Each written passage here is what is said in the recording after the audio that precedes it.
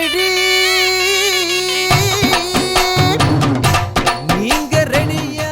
எங்கடா இந்த கவர்மெண்ட் கை விட்டுறலாம், உங்க போலீஸ் கை விட்டுறலாம், ஏன் கடவுள் கூட கை விட்டுறலாம். ஆனா எங்களுக்கு ஒருத்தன் வருவான்டா, வேலாயுதம். எங்க வேலாயுதம் வருவான்டா, எங்களுக்கு நடந்த இந்த கொடுமைக்கு பதில் சொல்லுவான்டா. உழைக்கிற வேலை காயறதுக்கு முன்னாடி ஊதியம் கிடைக்க குரான்ல சொல்லிருக்கு. நான் சொல்றேன், எல்லாமே நானே சொல்றேன், வேலாயுதம் வருவான்டா.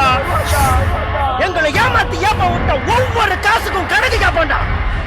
நீங்க எத்தனை பேரு எத்தனை ஆயுதத்தோட வந்தாலும் உங்க அத்தனை பேரையும் ஒத்தையா நின்று எங்க வேலாயுதம் அழிப்பான்டா. நிறுத்துங்க. எல்லாரும் வேலாயுதத்தை பார்க்க வந்தீங்கல்ல, எவனோ ஒருத்தன் நான் தான் வேலாயுதம்னு சொன்ன உடனே நம்பி வந்து உயிரை விட இருந்தீங்கல்ல. இப்ப கூட என் உருவத்தை பார்த்து என்ன தூக்கி வச்சு கொண்டாடிட்டு உங்க அடுத்த பிரச்சனை ஏன் தலையில ஏத்தி வச்சுட்டு நீங்க தப்பிச்சு போக பாக்குறீங்கல்ல. நமக்கு பசிச்சா நாம சாப்பிடுறோம், நமக்கு தூக்கம் வந்தா நாம தூங்குறோம், நம்ம சந்தோஷத்துக்கு நாம சிரிக்கிறோம். ஆனா நமக்கு கோவம் வரும்போது மட்டும் அதை நாம காட்டாம அதை காட்டுறதுக்கு எவ்வளவு வருவானான்னு காத்துக்கிட்டு இருக்கோமே. ஏன் நம்ம கோவத்தை நாமளே காட்டுவோம். அன்னைக்கு அவன் கேட்டான், ஒரு இடத்துல பாம்பு வச்சா எடுப்ப, 3 இடத்துல பாம்பு வச்சா 3 வேலாயுதம் வருவான்.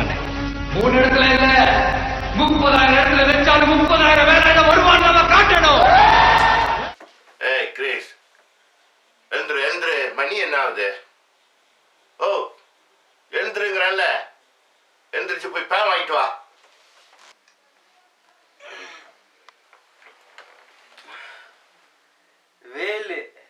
வேலாயுதம். ஆமா, இதெல்லாம் வாழ்க்கைக்கு உதவாது. படிச்சு உருப்புற வழிய பாருங்கப்பா, படிச்சு உருப்புற வழிய பாருங்க. வேலாயுதம்.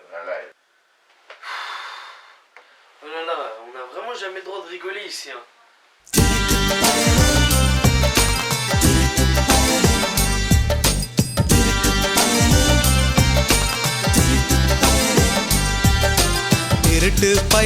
திருட்டு பயலே சேதி கேளடா.